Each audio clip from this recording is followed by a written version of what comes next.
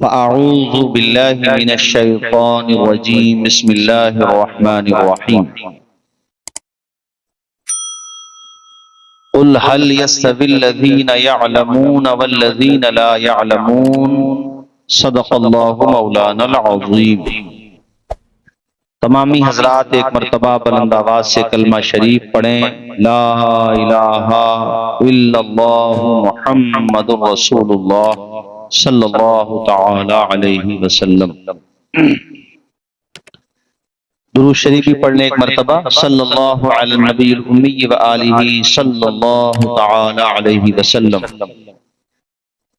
جو حضرات صرف گھومنے اور ٹہلنے کے لیے آئے ہیں، میں ان سے تو نہیں کہہ سکتا، البتہ جو صاحب مزار بلکہ صاحب مزار، دو مزار ہیں نا ماشاءاللہ، تو ان تمام سے کہوں گا جو استفادہ کرنے آئے ہیں، فیض حاصل کرنے آئے ہیں، علماء کرام کے بیانات سننے کے لیے آئے ہیں، کہ وہ جلسگاہ میں آ کر کے بیٹھیں، باتوں کو سنیں اور ان پر عمل کریں۔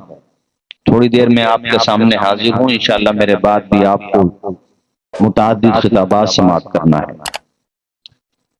مجھے آج اس بات کی بے پناہ خوشی ہے کہ حضرت پیر طریقت مولانا غلام رحمانی ازہری صاحب الحمدللہ ایک بہترین اسکول جو ہماری بچیوں کو زیور تعلیم سے آراستہ کرنے کا کام کرے گا، اس اسکول کی آج شروعات ہوگی انشاءاللہ۔ عمارت آپ نے دیکھی ہے اور باقی تعمیری کام بھی چلتا رہے گا۔ انہوں نے اب تک جو کام کیا ہے تعلیمی، یہ بہت بڑا کام ہے، اور یہ دین نگر پور ہے جگہ۔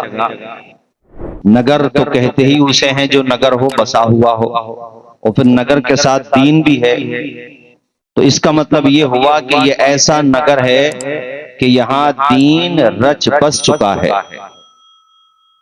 اڑیسہ تک میں، آپ اڑیسہ کے کسی بھی شہر میں جائیے، جہاں پر دین و سنیت موجود ہے، وہاں پر الحمدللہ بالواسطہ یا بلا واسطہ کسی طور پہ دین نگر پور کا نام بھی موجود ہے۔ ایسی جگہ ہے دین نگر پور، الحمدللہ۔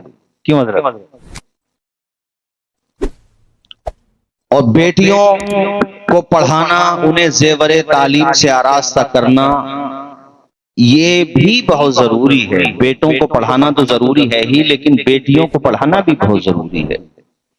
میں آپ کے سامنے چند واقعات رکھوں گا، اس سے آپ روشنی حاصل کریں کہ کیسا زرین، کیسا روشن، بے مثال تابناک دور تھا کہ جب ہماری مسندیں اہل علم مرد حضرات سے تو روشن تھی ہی، لیکن قوم کی بہنوں، بیٹیوں، ماؤں نے جو درسگاہوں کو روشن کیا، کتابوں کو لکھا، درسگاہوں میں پڑھایا، اس کی مثال بھی اپنے آپ میں ہمیں اور آپ کو بیدار کرنے کے لیے کافی ہے۔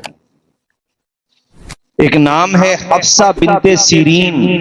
کیا نام بتایا؟ زور سے بولو آپ بھی۔ حفصہ بنت سیرین، یہ محمد بن سیرین کی بہن ہے، اور وہ بہت بڑا نام ہے، اہل علم جانتے ہیں۔ ان کے گھر کا ماحول ایسا دینی، تعلیمی اور مطالعے کا اتنا ذوق کہ جب انہوں نے آنکھیں کھولی ہیں تو تلاوت قرآن کی لوریاں دی گئی ہیں انہیں۔ ہمارے یہاں تو ٹک ٹاکر بن رہی ہیں بیٹیاں، ہمارے یہاں اللہ کی پناہ، اور کتنی بیٹیاں ٹک ٹاک کے ذریعے، سوشل میڈیا کی الگ الگ سائٹس کے ذریعے ارتداد کے راستے پہ چلی گئی معاذ اللہ۔ انہوں نے اپنا دین بھی چھوڑ دیا معاذ اللہ۔ کیسا بدترین دور آ گیا۔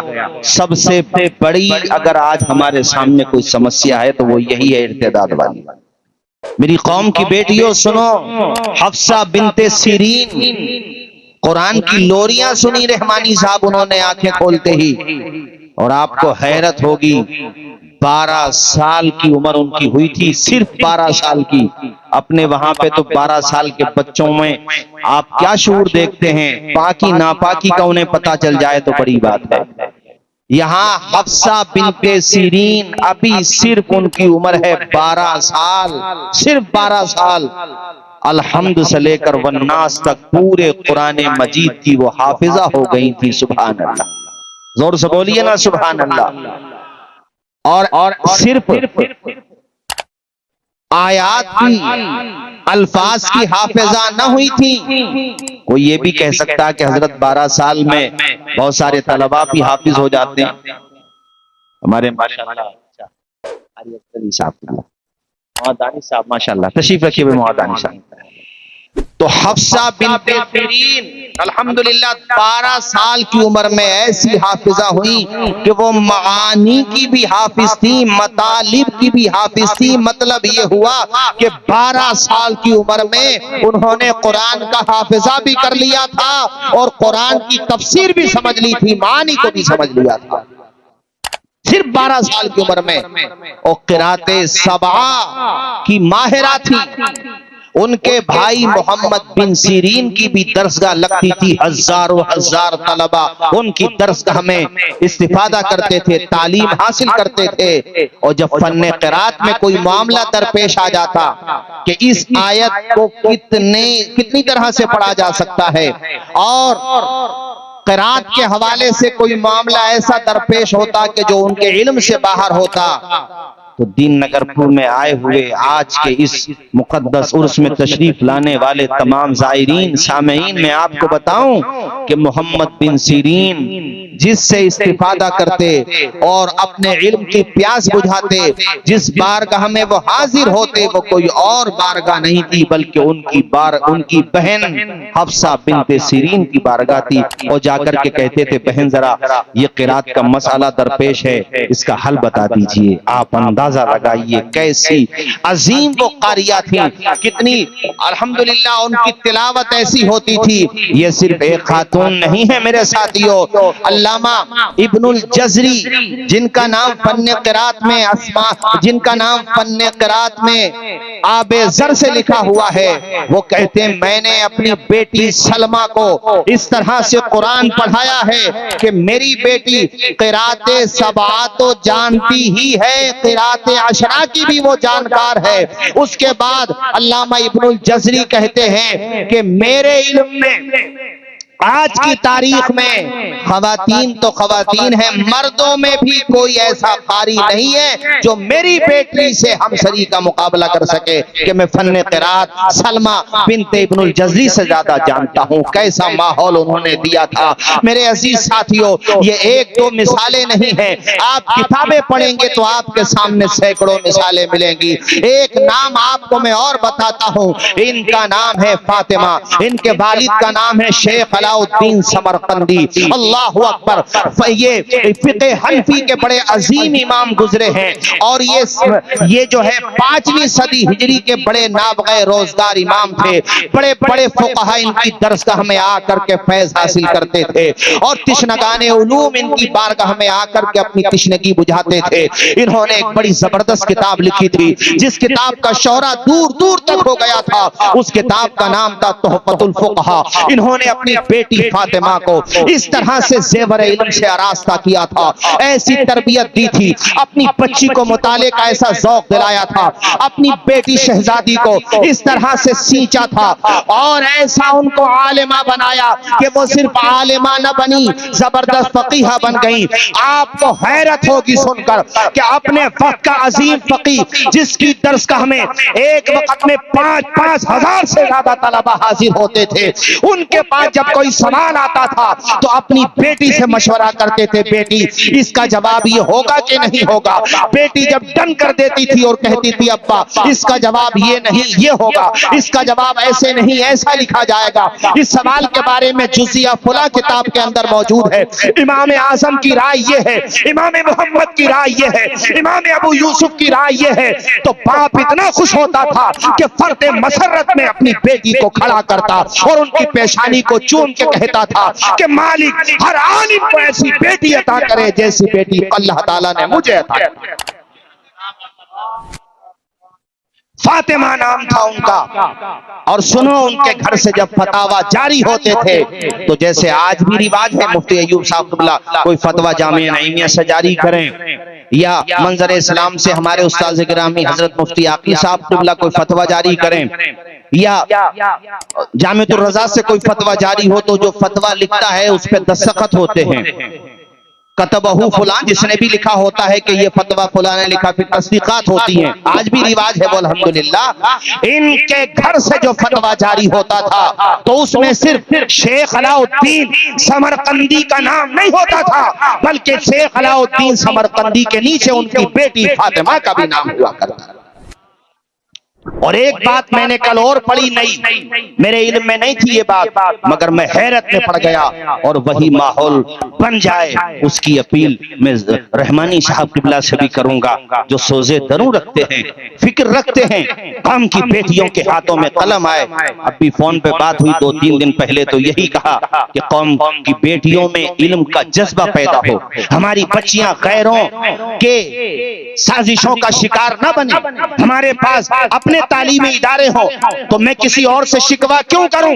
رحمانی صاحب نے مجھ سے کہا کہ میں کسی اور سے شکوہ کیوں کروں، میں چاہتا ہوں کہ اس اندھیرے میں ایک محبت کا دیپ میں خود ہی نہ جلا دوں، تو انہوں نے جلانے کا کام کیا ہے۔ اور دین نگر پور اور آس پاس کے لوگ ان کے بازو تھام لو، ان سے کہو حضرت ایک شمع جلائی ہے، ایسی شمع روشن کرو کہ دین نگر پور کے ذریعے قوم کی بیٹیوں کو اس طرح تعلیم سے آراستہ کیا جائے کہ پورے بھارت میں دین نگر پور کا نام تعلیم کے اعتبار سے بھی مشہور ہو جائے۔ ذرا ہاتھ اٹھا کے ان کی تائید تو کر دو، ذرا ہاتھ اٹھا کر کے۔ مجھ سے پرسوں یہی کہہ رہے تھے کہ حضرت بیٹیوں کے حوالے سے بولنا ہے، میں اسکول بنانا چاہتا ہوں جس میں دونوں طرح کی تعلیم ہو۔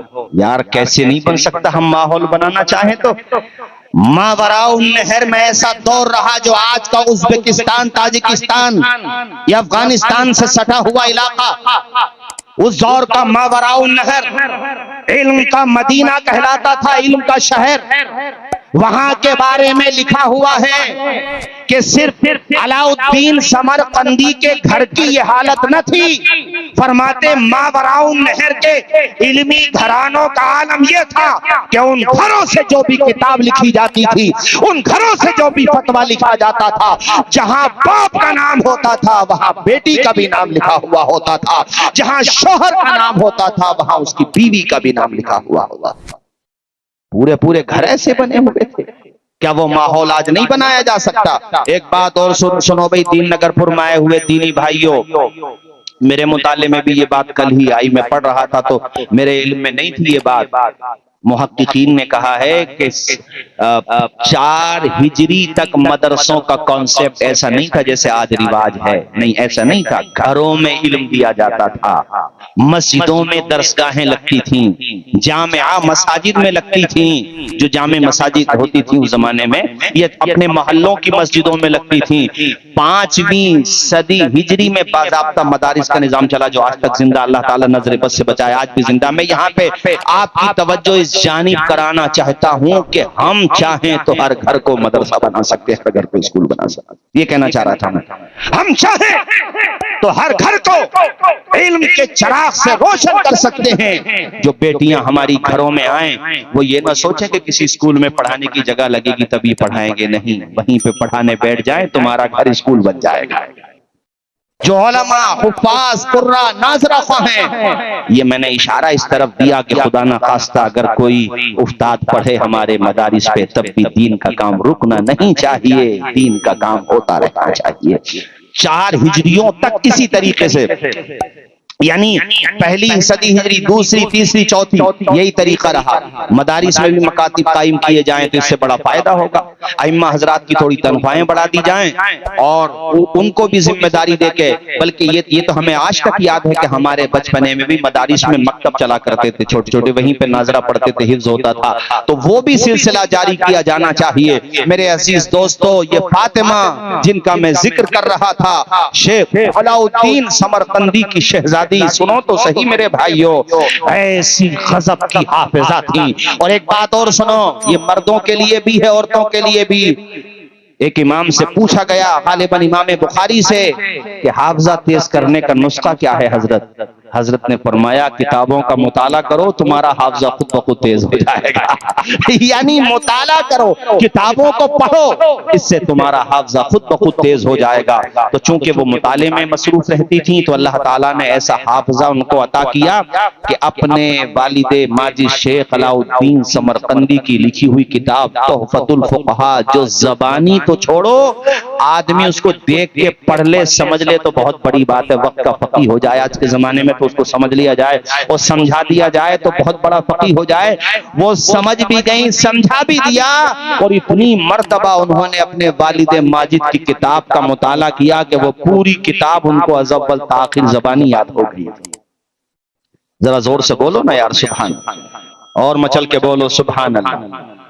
ان کے گھر پہ اپنے وقت کے جو اس زمانے کے وزراء تھے، جس کو ہم لوگ پریسیڈنٹ کہتے ہیں، سمرقند کا خلیفہ، بخارا کا خلیفہ، آس پاس کی ریاستوں کے خلفاء، جن کے اشارے ابرو پہ لوگ گردش کرتے تھے، ان کے پیغامات آئے کہ امام علاء الدین سمرقندی اپنی بیٹی کا نکاح ہمارے بیٹے کے ساتھ کر دو جو وقت کا پریسیڈنٹ خلیفہ ہے۔ کس کی وجہ سے یہ رشتے آئے؟ اونچا بولو، علم کی وجہ سے۔ زور سے بولو، کس کی وجہ سے؟ تو ہم جہیز دینے کی طرف تو بڑا دھیان دے رہے ہیں، بچیوں کو شکشا دینے کی طرف نہیں دے رہے۔ میں کہتا ہوں شکشا دو۔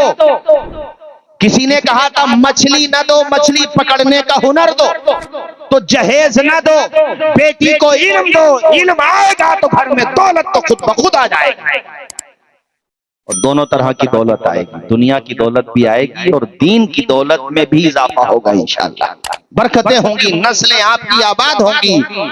ان کا جب نکاح اور شادی کا معاملہ پیش آیا تو بڑے بڑے امیروں، یار پریسیڈنٹ سے زیادہ طاقت کس کی ہوتی ہے وقت کے اعتبار سے؟ میں نے کہا وقت یعنی خلفاء کے، مگر آپ نے ریجیکٹ کر دیے۔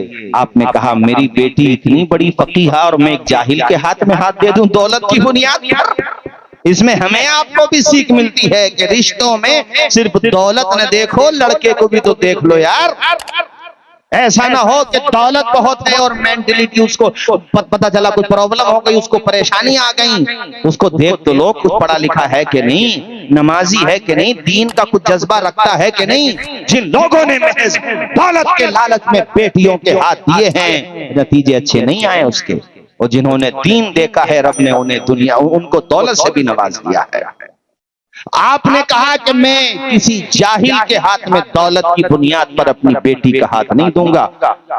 آپ کے ایک شاگرد تھے، ان کا نام ہے ابو بکر ابن مسعود کاسانی، اور وہ بھی اتنے بڑے امام ہیں، ابھی بتاؤں گا کتنے بڑے امام ہیں۔ ان کا رشتہ آیا، آپ نے رشتے کو پسند کیا، مگر آپ نے کہا کہ ابو بکر ابن مسعود کاسانی سے کہو کہ وہ اگر میری بیٹی سے نکاح کرنے کے متمنی ہیں تو میری بیٹی اتنی بڑی فقیہہ ہے کہ اسے میری کتاب تحفۃ الفقہاء زبانی یاد ہے۔ تم تحفۃ الفقہاء کو کتنا سمجھے ہو اس کتاب کو، یہ سمجھانے کے لیے زبانی نہیں، مجھے تحریر میں آپ پورا چیپٹر تحریر لکھ کر کے دو۔ تو انہوں نے اس کتاب کی جب شرح لکھی تو اس پوری شرح کا نام ہی ہو گیا بدائع الصنائع، اور اتنی بڑی وہ شرح ہو گئی کہ علامہ شامی کہتے ہیں کہ فقہ حنفی میں بدائع الصنائع، اپنے بدائع الصنائع اپنی مثال آپ ہے۔ وہ کتاب ان کی، وہ جب شرح ان کے سامنے آئی، رشتہ ڈن ہو گیا، فائنل ہو گیا، نکاح ہو گیا۔ سنو میرے ساتھیو، ان کے بارے میں، امام کاسانی کے بارے میں علامہ شامی جیسے بڑے بڑے وقت کے فقہاء تعریف کے قصیدے لکھ رہے ہیں۔ اتنے عظیم فقیہ مگر اپنی بیوی سے کم تھے علم میں، بیوی زیادہ تھی علم میں۔ اس کا ثبوت اس سے ملتا ہے کہ لکھا ہے ان کے بارے میں، ان کی زوجہ جن کا نام فاطمہ ہے، ان کے بارے میں لکھا ہے انہا کانت تنقل نقلا جیدا، کہ حضرت فاطمہ بنت علاء الدین سمرقندی امام اعظم ابو حنیفہ کے مذہب کو بہت اچھی طرح سے نقل کیا کرتی تھیں، فقہ حنفی کو بہت اچھے انداز میں سمجھاتی تھیں۔ وَكَانَ زَوْجُهَا الْقَاسَنِي رُبَمَا يَهِمُ فِي الْفَتْوَى، اور ان کے شوہر جن کا شہرہ دور دور تک تھا، جو آسمان فقاہت کے پدرے منیر تھے، جن کے بارے میں علامہ شامی نے تعریف کے الفاظ کہے، بدائع الصنائع، ان کی فقاہت پر بین ثبوت ہے۔ ان کے بارے میں لکھا ہے ربما یہم فی الفتوی، کبھی کبھی فتویٰ دینے میں انہیں وہم ہو جاتا تھا، مگر وہ جاری نہ کرتے تھے، پہلے اپنی بیوی کو دکھایا کرتے تھے۔ فتردہ الی الصواب، جب بیوی کے پاس لکھا ہوا فتویٰ آتا تو وہ اس کی تصحیح کیا کرتی تھی۔ اس گھر کا ماحول کتنا اچھا ہوگا جس گھر میں شوہر فتویٰ لکھ رہا ہے اور فتوے پہ نظر ثانی اس کی بیوی کر رہی ہے۔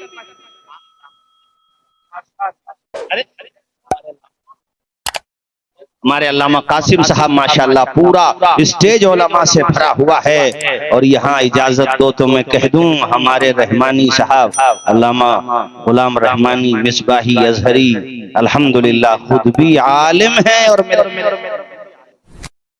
اللہ تعالیٰ شاد و آباد رکھے، اللہ ان کو خوش رکھے، بڑا دین کا درد رکھتے ہیں۔ سنو، لکھا ہوا ہے کتاب میں ربما یہم فی الفتوی، انہیں تو وہم ہو جاتا تھا، فتردہ الی زوجہ، پھر وہ اپنی بیوی کے پاس پیش کرتے تو ان کی بیوی جو ہے اس کو صحیح انداز میں فتردہ الی الصواب، ہاں ان کی بیوی جو ہے فتوے کو درست کر دیتی تھی، اور یہی نہیں وتعرفہ وجہ الخطا، اور اپنے شوہر کو یہ بھی بتاتی تھی کہ آپ سے یہ مسٹیک ہو گئی، آپ سے یہ غلطی ہو گئی، استدلال کرنے میں، استنباط کرنے میں، فہم مسئلہ میں آپ سے یہ چوک ہو گئی، تو وہ شکریہ ادا کرتے تھے۔ اور جانتے ہو فائنل ڈیسیژن کس کا ہوتا تھا؟ ان کی بیوی کا ہوتا تھا۔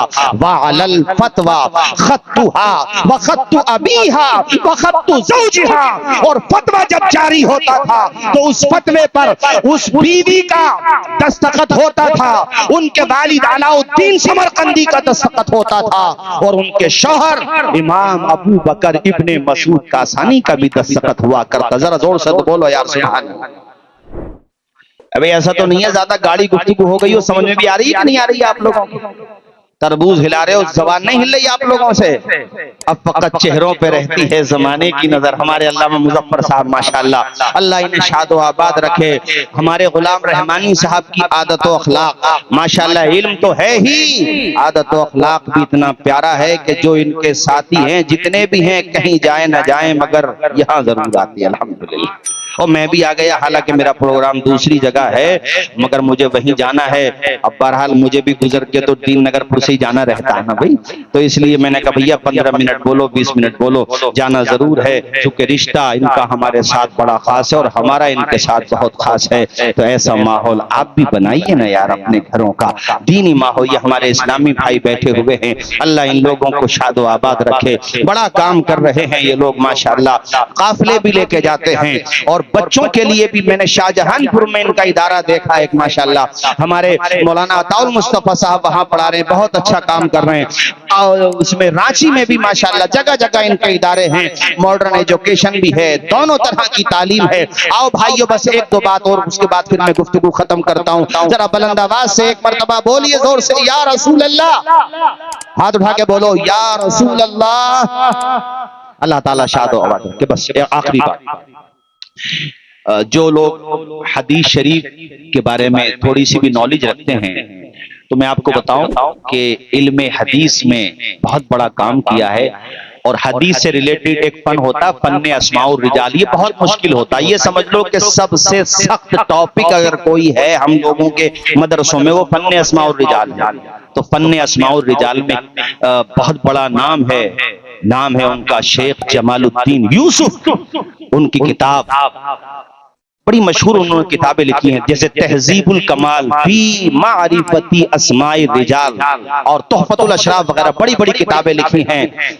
جانتے ہو ان کا مقام کتنا بلند و بالا ہے؟ جتنی شہرت اللہ تعالیٰ نے ان کو دی جمال الدین یوسف کو، ان کی کتابوں کو، اس سے کہیں زیادہ مشہور اللہ تعالیٰ نے ان کی بیوی کو کیا تھا، جن کا نام تھا ام فاطمہ عائشہ بنت ابراہیم بن صدیق. ام فاطمہ عائشہ بنت ابراہیم کا عالم یہ تھا کہ شوہر بھی رجوع کرتے تھے ان کی طرف. 80 سال کی عمر پائی اور ہزاروں ہزار شاگردوں کی جماعت چھوڑی انہوں نے. کیسا ماحول پیدا کیا ہے، کیسا انقلاب پیدا کیا. اور ان سے فیض پانے والوں میں اللہ اکبر ان کی صاحبزادی جن کا نام تھا ام الرحیم زینب. اللہ اکبر، ان کی شان کیا تھی؟ خود فرماتے ہیں ان کے، یعنی دیکھو باپ بھی محدث، بیوی قاریہ، یعنی آپ گھر میں دیکھیے بیٹی زینب وہ بھی اتنی بڑی عالمہ، ایسی قاریہ، ایسا قرآن پڑھنے والی کہ ان کے شوہر کا نام سنو ذرا. ان کے شوہر وہ ہیں جن کو علامہ ابن کثیر دمشقی کہا جاتا ہے، جن کی البدایہ والنہایہ کوئی مدرسہ ایسا نہیں ہوگا پوری دنیا میں، میں نے بھارت میں نہیں کہا، پوری دنیا میں، جہاں پر ان کی کتابیں نہ رکھی ہوئی لائبریری میں. ہو سکتا ہے دھوکے سے کوئی رہ گئی ہو تو بات الگ ہے، ورنہ اگر لائبریری ہے اور اس لائبریری کو لائبریری کہنے کا حق حاصل ہے تو علامہ ابن کثیر کی کتابیں وہاں رکھی ہوئی ہوں گی. آپ اندازہ لگاؤ، یعنی یہ میں جن کا نام لے رہا تھا ام الرحیم زینب، ان کے والد شیخ جمال الدین یوسف ہیں، وہ عظیم محدث ہیں. ان کی ماں ام فاطمہ عائشہ بنت ابراہیم وہ عظیم قاریہ ہیں، بہترین عالمہ ہیں. بیٹی زینب وہ بھی عالمہ قاریہ ہے، اور ان کی جو شادی ہوئی ہے وہ علامہ ابن کثیر سے ہوئی. علامہ ابن کثیر کہتے ہیں میں نے اپنی بیوی کو دیکھا، ایسی عابدہ زاہدہ تقیہ اور ایسی متقیہ اور پرہیزگار تھی، راکعہ ساجدہ تھی. اس کے بعد کہتے ہیں میری بیوی زینب جب قرآن پڑھتی تھی تو وجداری ہو جاتا تھا. آگے البدایہ والنہایہ میں وہ یہ تاریخ ساز جملہ لکھتے ہیں، وہ کہتے ہیں میری بیوی زینب ایسا قرآن پڑھتی تھی کہ بہت سارے مرد بھی ان کی طرح قرآن پڑھنے سے عاجز تھے. یہ کتنی پرانی بات میں آپ کو بتا رہا ہوں. اللہ اکبر، اس زمانے میں کیسے کیسے قاری رہے ہوں گے مردوں میں، کیسا کیسا قرآن پڑھنے والے رہے ہوں گے. مگر وہ کہتے ہیں میری بیوی ایسی لہن داؤدی کے ساتھ تلاوت کرتی تھی. اللہ اکبر. اے میرے عزیز ساتھیوں، تو آخر میں آپ سے یہی کہنا چاہوں گا، اپنی بچیوں کو پڑھانا ہے آپ کو، اور ہمارے علامہ رحمانی صاحب کا آپ کو ساتھ دینا ہے. یہ بچیوں کے لیے ماشاءاللہ حبیبی یہ گرلز کالج بنا رہے، بچیوں کے لیے، بچوں کے لیے تو ہے ہی لیکن بچیوں کے لیے بھی بنا رہے. اور ماشاءاللہ ان کے جو برادر نسبتی ہمارے عمران بھائی، انہوں نے ڈگری کالج بنایا. ہم تو جب بھی بھیا آپ کے وہاں آتے ہیں تقریر شروع یہاں سے کرتے ہیں، ختم بھی اسی پہ کرتے ہیں کہ آدھی روٹی کھائیے. یار تم لوگ کیا ہو، سو گئے کیا آپ لوگ؟ آدھی روٹی کھائیے. دوبارہ تقریر شروع کر دوں اگر نہیں بولو گے زور سے تو. سارے لوگ بولو آدھی روٹی کھائیے، زور سے آدھی روٹی کھائیے. بچوں کو پڑھائیے. علم بہت بڑی دولت ہے. شیخ انصار ہے کہ ممبئی کا لڑکا 21 سال میں IAS بن گیا. 21 سال میں. اس کے والد صاحب آٹو رکشہ چلاتے تھے، لیکن آنکھوں میں ارمان لیا، منزل کو اپنا مان لیا، پھر مشکل کیا آسان کیا، جب ٹھان لیا تو ٹھان لیا. من کو لگ گئی اس کے یار اپنے پاپا کو رسپیکٹ دلائیں گے. اور خود بتاتا ہے کہ جب میں نے اپنے پاپا کو فون کیا تو میرے ابا سواریاں اتار رہے تھے رکشے سے, اور میں نے بتایا پاپا اب رکشہ چلانے کی ضرورت نہیں ہے, اسے کیا اس کے خاندان کو نہ پڑی ہوگی بعد میں تو رکشہ چلانے کی ضرورت. ارے بھائی جو ڈی ایم تک پہنچ جائے, ڈی ایم کی کرسی تک پہنچ جائے, اسے کہاں ضرورت پڑے گی. کہتے میں نے اپنے پاپا کو بتایا پاپا میں نے ایگزام نکال لیا. تو بولے ہمارے ابا کو یہ بھی پتا نہیں تھا کہ یو پی ایس سی کیا ہوتا ہے. یہ کرے تو بتایا. تو خیر کہتے ہیں ہمارے پاپا کی آواز نہیں آئی کچھ دیر تک, بس رونے کی آواز آتی رہی, اور روتے ہوئے کہا کہ بیٹے آج تو نے میرا دل بڑا کر دیا. میں نے کہا پاپا ڈی ایم بننے کی اتنی خوشی نہیں ہے جتنا خوشی اس بات کی ہے کہ میں نے اپنے ماں باپ کو عزت دینے کا کام کیا ہے. ماں باپ اولاد کے لیے سب کچھ کرتے ہیں, لیکن میں نے الحمدللہ اپنے والد صاحب کو عزت دینے کا کام کیا. لیکن وہ لڑکا کہتا ہے کہ مجھے فیس جمع کرنے کے لیے ایک ہوٹل میں کام کرنا پڑتا تھا, ٹیبل صاف کرنا, برتن دھونا, اس سے جو پیسے ملتے تھے میں اسکول کی فیس جمع کرتا تھا, اور انہی پیسوں سے میں اپنا خرچہ چلاتا تھا. یعنی اپنا خرچہ بھی خود چلانا, چونکہ والد صاحب کی جو انکم تھی اس انکم میں تو گھر کا ہی خرچہ چل جائے تو بڑی بات ہے. کہتے ہیں اس کے بعد وہ لڑکا بتاتا ہے, اس کا نام شیخ انصار میں آپ کو بتا رہا ہوں, وہ کہتا ہے مہاراشٹر کا رہنے والا, وہ کہتا ہے انٹرویو دیتے ہوئے رو تو آنکھوں میں آنسو آ جاتے ہیں. کہتا لیکن مجھے یقین تھا کہ انسان محنت کرے گا تو اس کو منزل ضرور مل جائے گی. میری کمیونٹی کے لوگ یعنی اپنے مسلمان لوگ ہمارے پاپا سے جا کے کہتے تھے کہ مسلمانوں کو تو نوکری نہیں ملتی تو پڑھا کے کیا کرو گے. کہتے ہیں کہ مجھے یقین تھا کہ جب ہم محنت کریں گے, جب ہم سنگھرش کریں گے, یار تمہیں سمجھنا چاہیے کشتیاں جب لہروں سے ٹکراتی ہیں کنارے پہ پہنچ ہی جاتی ہیں, دانا جب خاک میں ملتا ہے گلے گلزار بن ہی جاتا ہے. مٹا دے اپنی ہستی کو اگر کچھ مرتبہ چاہے کہ دانا خاک میں مل کر گلے گلزار ہو. اگر محنت کرو گے تو پھل ضرور ملے گا. اور آج شیخ انصار جو ہیں ماشاءاللہ ڈی ایم ہے, یہ اپنے جٹ پورے کا لڑکا معین نام کا, اس کی بھی کہانیاں بہت ہیں, داستانیں بہت ہیں, بس ہمیں سیکھ لینے کی ضرورت ہے اور سمجھنے کی ضرورت ہے کہ جس دن سے چلا ہوں میری منزل پہ نظر ہے, آنکھوں نے کبھی میل کا پتھر نہیں دیکھا, یہ پھول مجھے کوئی وراثت میں ملے ہیں, تم نے میرا کانٹوں بھرا بستر نہیں دیکھا. محنت کرو گے پھل ضرور ملے گا. من جد وجدہ, آج یہ ٹھان کے جائیے کہ آدھی روٹی کھائیں گے, زور سے آدھی روٹی کھائیں گے. اس طرح بھی حوصلے آزمایا کرو, مشکلیں دیکھ کر مسکرایا کرو, بھلے ہی دو نوالے کم کھایا کرو, بچوں کو لیکن اپنے پڑھایا کرو. السلام علیکم.